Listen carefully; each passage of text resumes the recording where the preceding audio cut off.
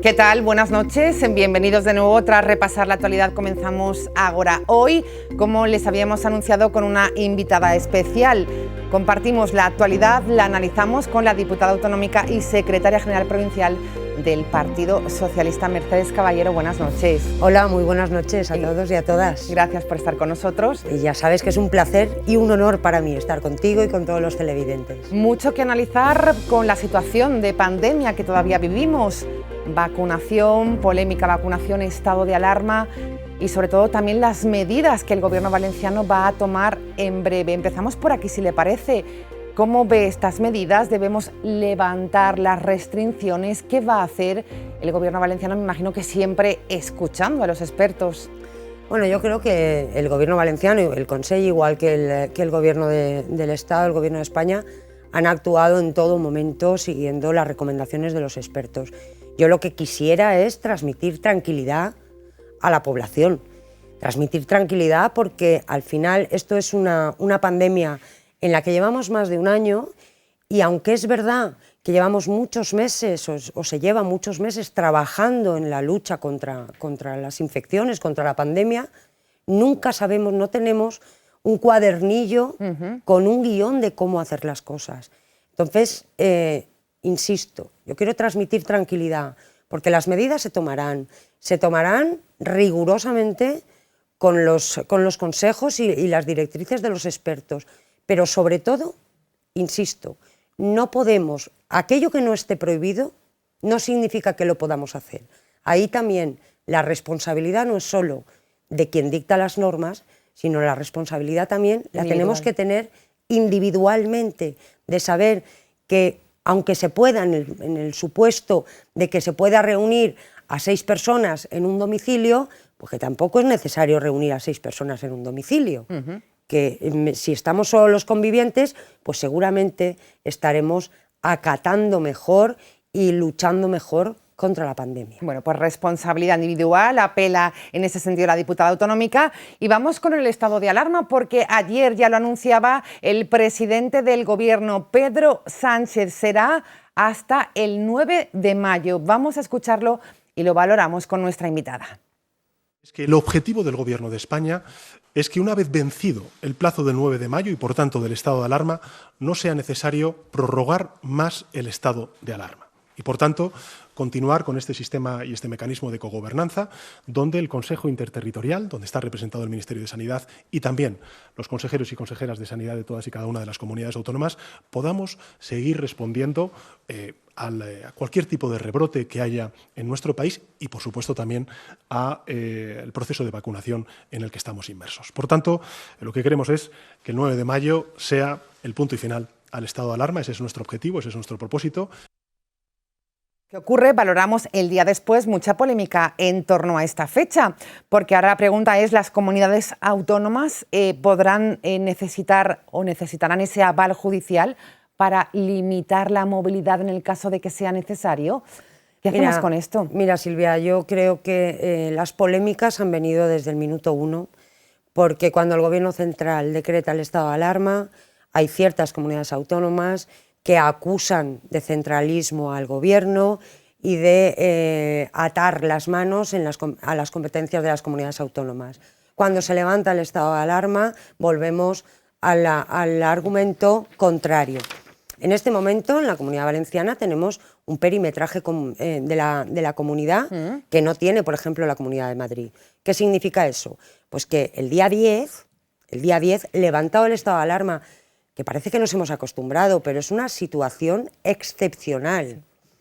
El día 10, levantado el estado de alarma, si las autoridades sanitarias requieren un perimetraje nuevo en la Comunidad Valenciana, en la de Madrid, en la gallega o en Cataluña, se va a trabajar y se va a ir en la línea de ese perimetraje.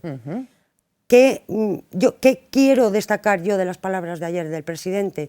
Hay una definición, hay un término que parece que ya nos hemos acostumbrado y lo hemos vaciado hasta de contenido: la cogobernanza.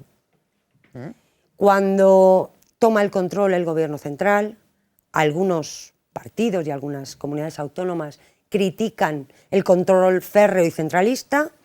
Cuando se le da las competencias a las comunidades autónomas, critican dejadez del Gobierno central, y ante esas dos posiciones yo sigo reivindicando la cogobernanza, las decisiones tomadas en ese Consejo Territorial, pero sobre todo tomadas con la connivencia entre los presidentes y presidentas de las comunidades autónomas y el presidente del Gobierno. Con consenso y con diálogo. Claro, porque somos un Estado autonómico, ¿sí?, en el que 17 comunidades autónomas y un Gobierno central. Y en este momento yo creo que la mejor noticia que nos pueden dar es que se levante ese estado de alarma. ¿Por qué? Porque eso significa que estamos, no sé si es el punto final, pero desde luego el túnel en el que al final está la luz, a mí me da la impresión de que ya estamos en ese túnel. Reacciones a esta decisión que llegan precisamente desde Compromís. Vamos a escuchar al portavoz del Congreso, Joan Baldoví, decía que cuestionaba una vez más que Pedro Sánchez anunciara ahora el fin del estado de alarma, dice, sin escuchar a las comunidades, y le pide calma a Pedro Sánchez.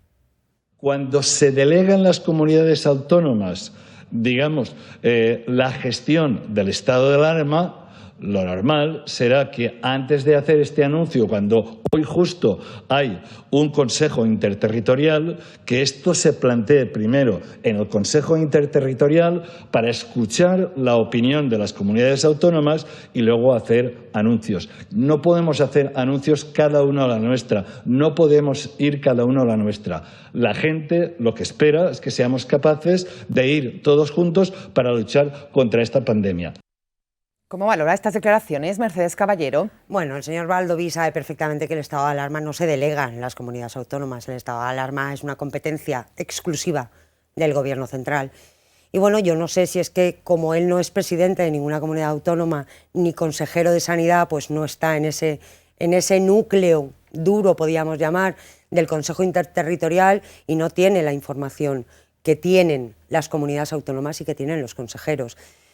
Salir a decir que el presidente del Gobierno se precipita porque no ha consultado con las comunidades autónomas, yo creo que cuando vuelva a ver o vuelva a escuchar las declaraciones se dará cuenta de la equivocación que ha tomado, porque obviamente los consejeros y el presidente y los presidentes autonómicos no hablan solo en ese Consejo Territorial.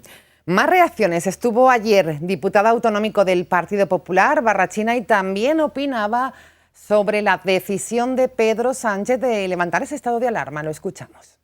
Yo me gustaría creer a Sánchez, y de hecho lo he creído ingenuamente cuando me dejé barba 15 días, ¿sí?, la primera vez en mi vida, ¿sí?, cuando lo escuché por la tele decir vamos a un estado de alarma de 15 días. Y entonces aproveché y dije, ya que no voy a salir, si os parece, lo intento. Y llevo justo 1 año y 15 días. Vale. Es decir, el día que seamos completamente libres me la volveré a afeitar. Pero yo, con mucho más júbilo que hoy, dando por resuelto el problema el día 8 o el día 9 de mayo, lo escuché en julio, cuando dijo aquello de hemos vencido el pulso al coronavirus, os animo a todo el mundo a salir a la calle, a activar la economía, mucho más jubiloso, mucho más valiente, con mucha más determinación. Por tanto, yo estaba moderadamente preocupado cuando nuestro visionario doctor Simón ha dicho lo de la olita, que yo ya estoy preparado para el tsunami, y os animo a todos los que vivís en Valencia a acercaros a la zona nuestra, a Segorbe, a Jérica, Montanejos, porque la que va a venir puede ser con esa capacidad de previsión de la leche. Por tanto, me gustaría creerlo, claro que sí, es que yo soy español y valenciano y lo que quiero es que esto vaya bien, pero es que no han acertado una. Han acertado una. ¿Cómo valora también estas declaraciones, Mercedes Caballero? Es que, ¿qué declaraciones ha hecho? Porque está a favor o en contra del estado de alarma. Hace las mismas declaraciones ahora, en la tertulia de ayer, que hace 4 o 5 meses, que tiene que ver lo de la barba. ¿Qué quieres que te diga? La oposición yo creo que tiene un papel mucho más relevante en cualquier momento, pero sobre todo en un estado de pandemia como el que estamos. Y hemos visto en otros países como la oposición ha trabajado junto al gobierno, con las diferencias, con las propuestas, con 1000 peros, pero ha trabajado junto al gobierno. Y ahora yo estaba esperando que dijera aquello de socialismo o libertad, porque están en una continua campaña electoral, están en campaña electoral en Madrid, y al mismo tiempo que critica que se levante el estado de alarma, está defendiendo las libertades que según ellos se están dando en la Comunidad de Madrid porque gobierna el Partido Popular. Y yo, mira, perdóname, igual voy a decir una barbaridad, pero es que cuando hablan de socialismo o libertad, no sé si esa libertad que desde el Partido Popular están intentando venderle a la gente es una especie de anarquía, porque lo que se está dando en la Comunidad de Madrid es un intento de saltarse las normas, las leyes, etcétera, etcétera, y ser el baluarte de la libertad, pero más que de la libertad ni individual ni colectiva, están haciendo un llamamiento a que cada uno haga lo que buenamente le apetezca. Es cierto, hemos vivido capítulos de este tipo. Por cierto, y por cerrar el capítulo del estado de alarma, recientemente celebraban desde la Secretaría General del Partido Socialista un debate en torno a los límites de este estado de alarma, interesante, por cierto, porque es cierto que han habido recortes de los derechos y de las libertades públicas. Lo que sí que también ha quedado claro es que ha sido un instrumento, el estado de alarma, para hacer frente a la pandemia. ¿Cuál es su opinión al respecto? Mira, es que la diferencia, una cosa son recortes y otra cosa son límites. Yo creo que los derechos y las libertades no se han recortado, pero sí se han limitado. Cuando a ti tú no puedes transitar, tú no puedes pues ir a Madrid o no puedes, incluso estuvimos en momentos en que no podía salir de Valencia, la gente que vivía en Valencia no podía salir de Valencia. Eso es derecho a la movilidad que nos claro, han quitado. Es limitar un derecho o limitar la libertad también de movilidad o el derecho que cada persona tiene a ir, a moverse en su entorno o en un entorno próximo o en un entorno lejano. Pero no se ha recortado derechos en el sentido de que yo sigo siendo una persona con todos los derechos activos. ¿Qué ha pasado ahí? Ahí ha pasado que nosotros mismos, individualmente, sí que hemos visto coartados esa sensación de decir, es que no me dejan moverme, pero no es que no te dejan moverte, es que están limitando tu movilidad para que el interés general, que era en ese momento luchar contra la pandemia. Y después hay una cosa que en esas mismas jornadas que tuvimos al ministro Marlaska se puso encima de la mesa, es que se han incrementado de una manera increíble los delitos de odio. Es cierto. Pero no solo los delitos de odio así, en general, lo que conocemos como racismo, xenofobia, no. Incluso los delitos entre la convivencia vecinal. Yo creo que estamos tan acostumbrados al individualismo que, permíteme, Silvia, creo que hemos perdido un poco la capacidad de convivencia con el resto de la sociedad. Es una de las consecuencias que nos deja esta pandemia y también otro fenómeno, el incremento de los delitos de odio, como decía, y de violencia de género. En ese sentido, ¿cómo has sentido esa preocupación de los alcaldes de la provincia? Mira, desde el primer momento de la pandemia, a los pocos días, se puso, no recuerdo quién fue, pero en un debate, puso encima de la mesa la situación de las mujeres maltratadas, de la violencia contra las mujeres, de la violencia machista. ¿Por qué? Porque en un contexto de confinamiento, la víctima vive y convive confinada con su agresor. Se han incrementado los delitos y, por suerte, también se han incrementado las denuncias. Hemos conseguido que, una vez abiertas las puertas de ese confinamiento inicial, la gente diera el paso a la denuncia. Pero ahí el Estado y la comunidad autónoma están haciendo esfuerzo, pero yo creo que nunca jamás el esfuerzo es suficiente hasta que no deje de existir. Simplemente con que haya un caso de violencia de género ya me parece poco el esfuerzo que se está haciendo. Y ahí es fundamental, el ministro Marlaska puso encima de la mesa que es fundamental incrementar el personal para prevención, incrementar el número de agentes de la Policía Nacional, de la Policía Local, de la Guardia Civil, para también, sobre todo, trabajar en prevención, porque la educación es muy importante, pero la seguridad que le da a una persona, saber que tiene a alguien que le va a responder, que no eso están solas. Es fundamental para dar el primer paso. Bueno, pues un tema sin duda importante, consecuencia, como decimos, de la pandemia.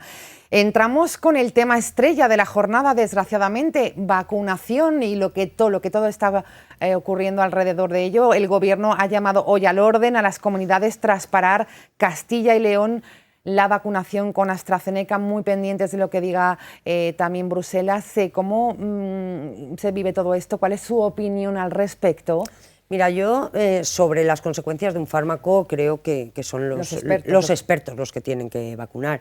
Yo como ciudadana, más que otra cosa, como ciudadana, te he de decir que a mí en cuanto me llamen, yo voy a ir a vacunarme y no voy a preguntar con qué vacuna me van a vacunar. Entre otras cosas, porque yo llevo 2 o 3 años vacunándome contra la gripe y yo no sé qué fármaco me ponen.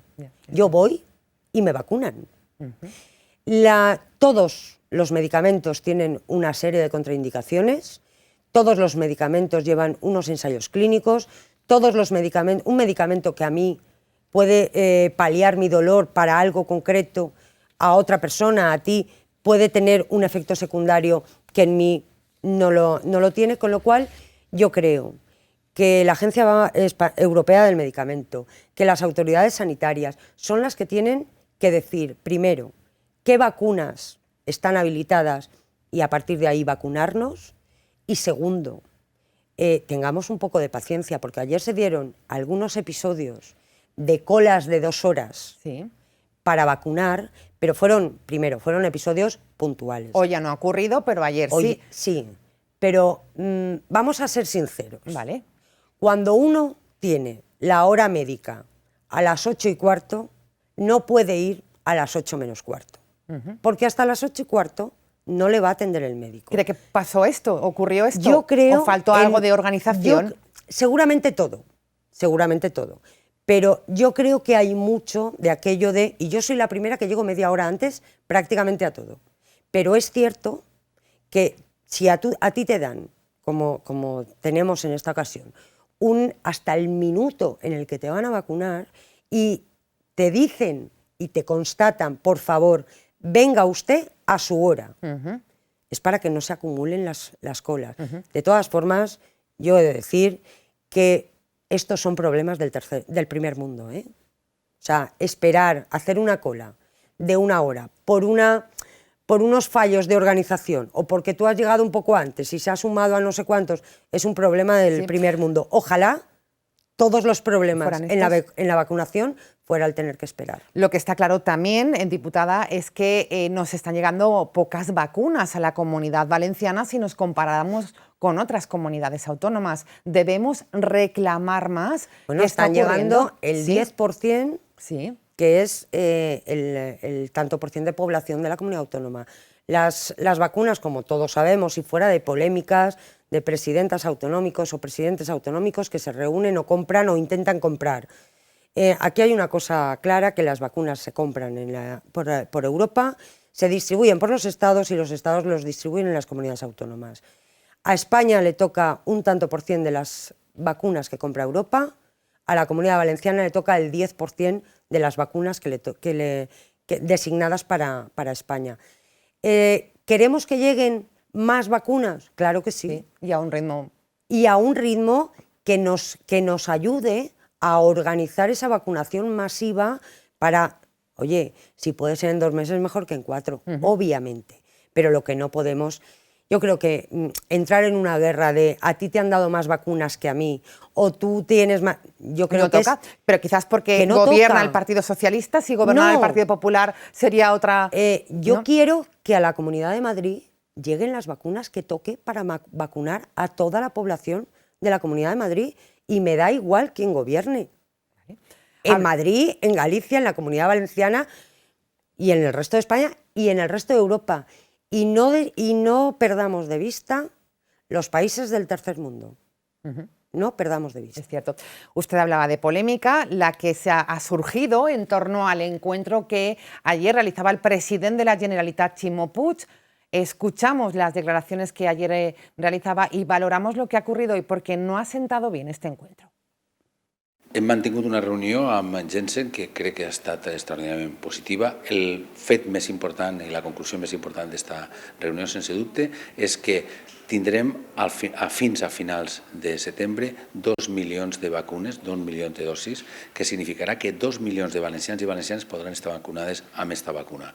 Com saben, esta vacuna té una sèrie de condicionants favorables. El primer d'ells és que és una única dosi. En segon lloc, també és molt important que la facilitat de mobilitat, d'accessibilitat, és molt major que altres vacunes. Per tant, ens permetrà arribar a persones que fins ara no podíem arribar amb les actuals vacunes. No ha sentado bien este encuentro, profundo malestar en el gobierno de Pedro Sánchez, según fuentes del propio Ejecutivo Central. ¿Cómo valora Mercedes? ¿Ha sido desleal el jefe del gobierno valenciano? Bueno, yo creo que primero el presidente hoy ha matizado esas declaraciones, sí, porque se ha intentado comparar con el intento de negociación de la presidenta de la Comunidad de Madrid para que la comunidad autónoma madrileña comprara directamente vacunas. Estos 2 millones de vacunas de Janssen que llegarán a la Comunidad Valenciana forman parte, y así lo ha dicho esta mañana el presidente, Ximo Puig, forman parte de las vacunas designadas a España. Vale. A España. Y Es el 10% de las vacunas designadas a España y son 2 millones de vacunas que vienen a la Comunidad Valenciana. Él lo ha matizado esta mañana porque lo que sí que ha habido ha sido un intento de malinterpretar, quiero entender que malinterpretar unas declaraciones del presidente poniéndolo al mismo nivel que la presidenta de la Comunidad de Madrid. De todas formas, insisto, yo creo que entrar en la polémica o en una carrera de a ver quién compra más o quién puede comprar más o cuántos millones van a llegar o cuántos millones van a dejar de llegar, yo creo que no nos hace ningún favor a nadie. Porque aquí lo importante es que todos y todas, en el momento que nos toque y con el calendario que han establecido los expertos, seamos vacunados. Así es. Bueno, pues no ha sentado bien este encuentro, ha sido matizado, como nos cuenta Mercedes Caballero hoy por el presidente de la Generalitat, y todo esto, esta reunión se producía mientras Pedro Sánchez anunciaba que es tampoco lo que no ha sentado bien, ese plan de inmunización y la previsión que es alcanzar la inmunidad de rebaño a finales de agosto en toda España. Escuchamos al presidente Pedro Sánchez. Durante la próxima semana, en España serán más las personas vacunadas con pauta completa que el número de personas que ha notificado el contagio. En segundo lugar, en la semana del 3 de mayo serán 5 millones de compatriotas las personas que estén vacunadas con pauta completa. En la primera semana de junio nos proponemos alcanzar los 10 millones de compatriotas vacunados con la pauta completa. La semana del 14 de junio llegaremos a los 15 millones de personas vacunadas. Y la semana del 19 de julio lo que queremos es que sean 25 millones de personas vacunadas con pauta completa. Es decir, queremos lograr, lo vamos a lograr, que el 70% de la población adulta, es decir, 33 millones de españoles y españolas, esté inmunizada con pauta completa a finales del mes de agosto. Esta es la hoja de ruta, ¿la ve viable, Mercedes Caballero? Mira, yo la veo viable y al mismo tiempo que quiero e insisto en transmitir confianza y tranquilidad a la ciudadanía, lo que no me gusta es crear unas expectativas que luego tampoco se vayan a cumplir. A ver si vamos a decir que en agosto vamos a estar el 70, el 80 o el 90% inmunizados y el esquema mental de la ciudadanía es vamos a tener un verano como el del 2019 o como el del 2018. Mira, Silvia, si en agosto del 2021 tenemos un verano como el del 2019, será fantástico. Pero quizá no sería mejor pensar que vamos a seguir con una serie de restricciones y si luego nos encontramos con que esa inmunidad de rebaño, que se llama, que a mí la palabra me chirría, sí, pero bastante. Bueno, si nos encontramos con esa inmunidad de rebaño, disfrutemos de la vida. Yo creo que sí, que es mucho mejor porque evitaremos las relajaciones. Claro, y sobre todo, tanto sanitaria como económicamente. A ver, la gente se tiene que organizar. ¿Eso qué significa? ¿Vamos a poder viajar en verano como si no existiera la pandemia? No. Pues ojalá, pero Todavía. yo no hago política de futuribles. Yo prefiero ser prevenida en ese aspecto.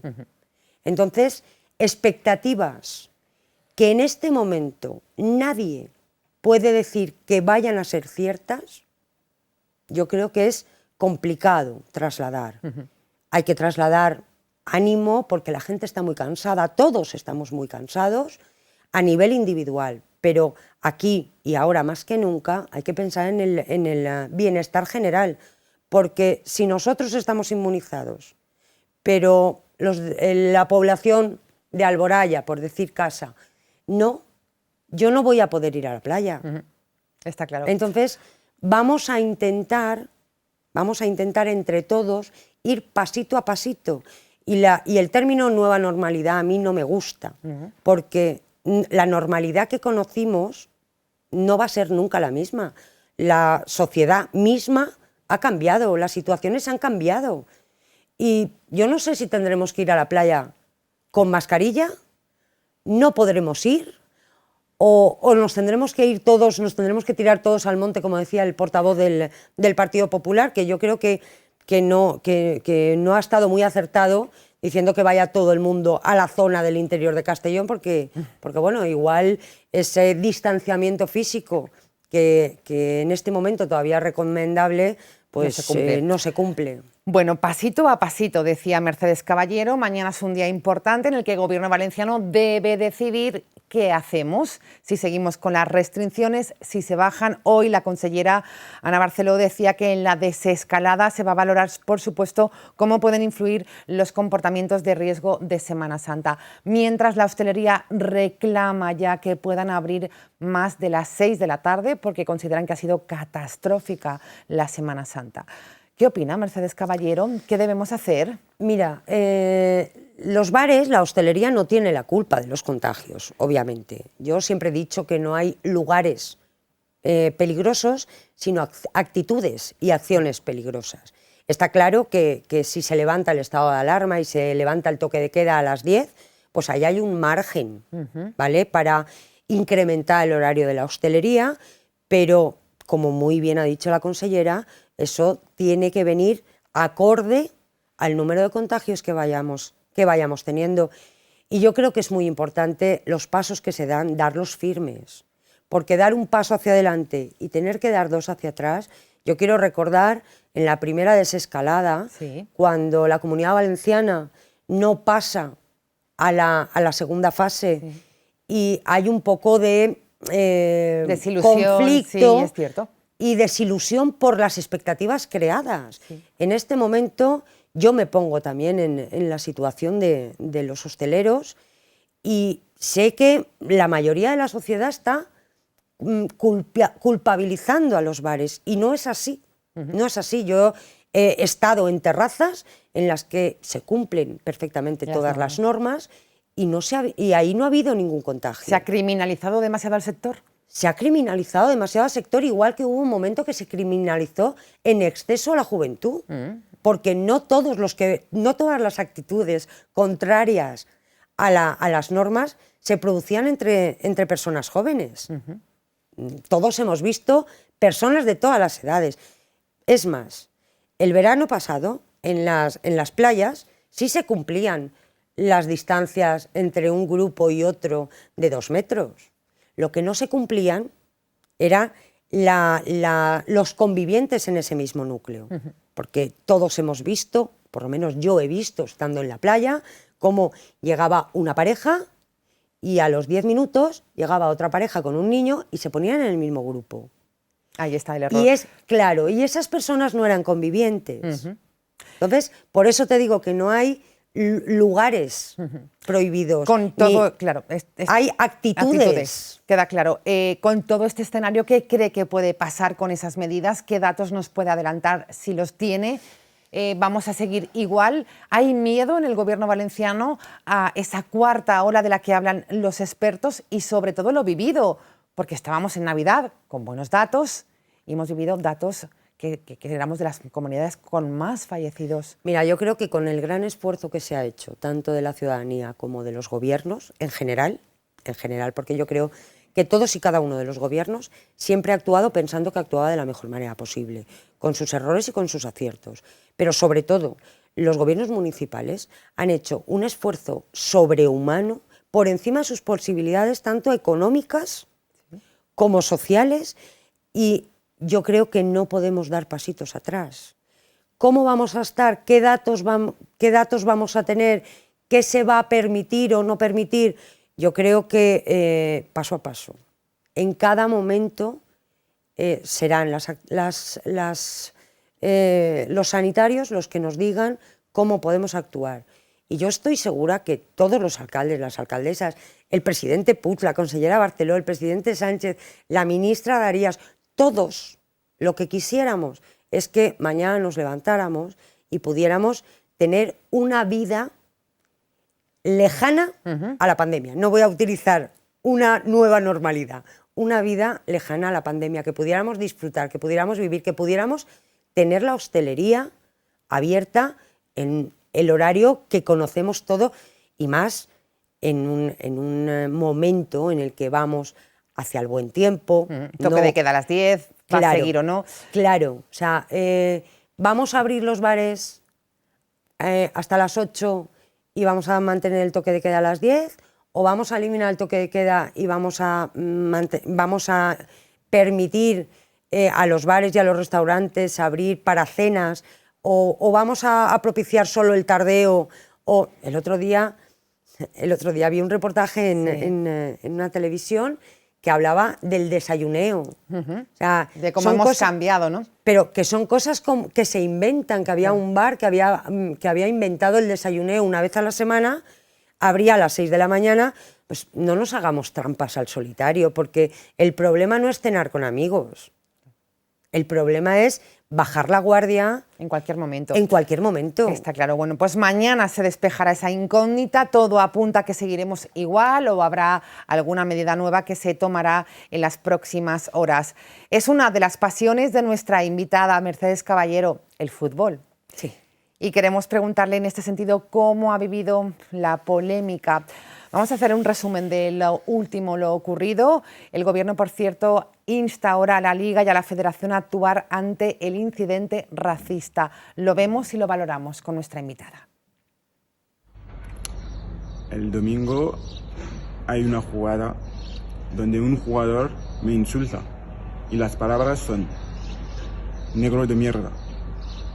El jugador me diga eso y eso es intolerable. Yo no puedo cocinar eso y bueno, habéis visto todos mis reacciones y bueno, eso no se puede pasar en la vida normales y sobre todo en el fútbol, que es un deporte de respeto. Somos profesionales de fútbol. Cogernos a los dos solos, nos metemos en un vestuario con el árbitro delante, solos o en el campo, y que diga lo que he escuchado y yo le digo lo que he dicho. Y a partir de ahí se hubiese solucionado. Todo lo que ha acontecido es un circo, es un auténtico circo. Auténtico circo. ¿Cómo ha vivido esta polémica lamentable? Pues mira, auténtico circo es cierto, pero auténtico circo simplemente porque es el fútbol y es Primera División. Estas situaciones, por desgracia, se dan fundamentalmente en el fútbol, porque no voy a criminalizar el fútbol, que además soy futbolera y al 100%, pero por la repercusión mediática que tiene el fútbol. Pero se dan en muchos deportes y sobre todo en el fútbol en muchísimas categorías. Que se metan dos personas en el vestuario con el árbitro, pues parece un poco de te espero en la calle. ¿Qué quieres que te diga?